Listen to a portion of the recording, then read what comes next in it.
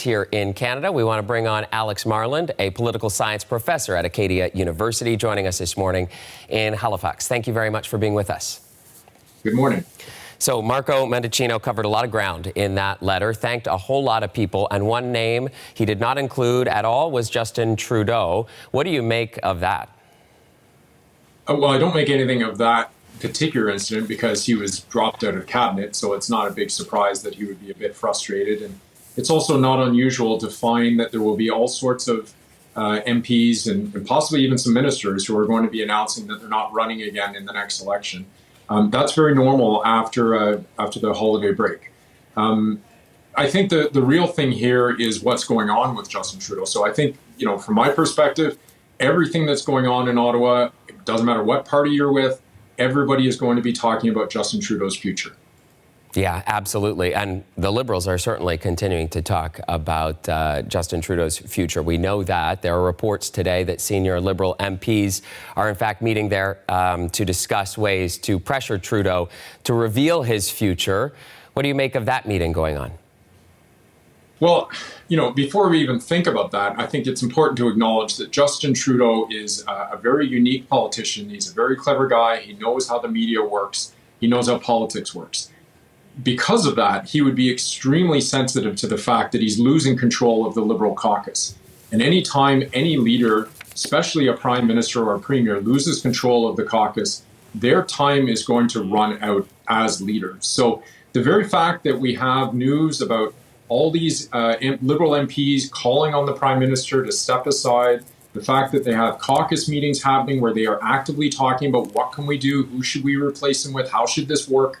And now we have media reports about how the leaders of these regional caucuses, which are quite powerful entities, are going to have a conversation today about Justin Trudeau and what to do about him, really tells you that Justin Trudeau is losing control of the Liberal Party that he has had his hands all over for so long. Right, but we have been talking about this for weeks and weeks. And I mean, it's been quite a while since the Atlantic caucus members came forward and said that he should step down. So how is all of this kind of coming together and further pressuring the Prime Minister to step aside? Is there any other potential option here in the near future? Well, I mean, I think we shouldn't underestimate a Prime Minister's ability to use the levers of power to stay on. And so, there's some talk about proroguing Parliament to be able to get some breathing space. There have been instances, John Diefenbaker comes to mind many years ago, where you can get the Prime Minister to rally the troops. All of a sudden, all these nervous Nellies, as Jean Chrétien called them, can change their mind simply by listening to the confidence and enthusiasm of the leader. Now, that being said, it seems that we've gone past that point, and one big part of that is recent public opinion polls, which have the Liberals down in depths that party has not known. And so, you can try to rally the troops, you can try to buy more time, but the reality is that we're heading into an election year. And so what's happening is there are all sorts of Liberal MPs who are worried about their own political jobs. And once that happens, it's really tough to convince people that you should remain as leader.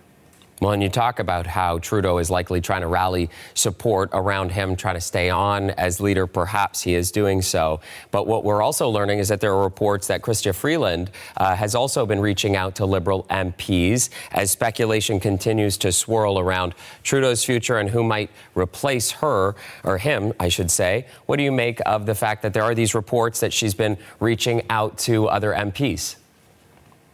Well, I think what's really interesting is that we're not hearing reports that Justin Trudeau is the one reaching out to MPs.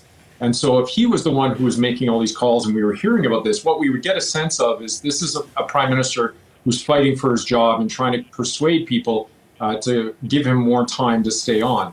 But we're not hearing those news reports. Instead, what we're hearing is Chrystia Freeland, who in some ways has turned into a political rival of Justin Trudeau's. She's the one who's trying to shore up support within the Liberal caucus. So I think what this is doing, the fact that we're hearing news stories about this, is the narrative is turning now. It's moved away from Justin Trudeau saying that he is going to lead the party into the next election to now people openly, kind of having conversations about replacing him and who should potentially become the Liberal leader. That's a very different conversation than we were having a month ago. Okay, so to that point then, what's your gut telling you in terms of when we might hear an answer from Trudeau?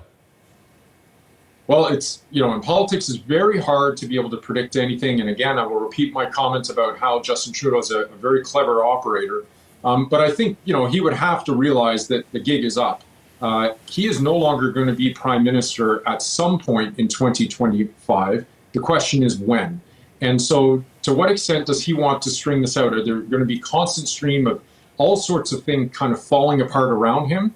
Or does he try to control the narrative and find some way forward that gives him some breathing room? So my sense is that he will try to stay on as leader as long as he possibly can, but nobody wants to be leader or has any legitimacy to be able to move forward if everybody around them, particularly in their caucus, is saying that it's time to go. All right, Alex. Well, it is a lot to watch for, and we will continue to do so. Alex Marland, a political science professor at Acadia University, joining us this morning from Halifax. And I'm Chris Glover. You're watching CBC Morning Live.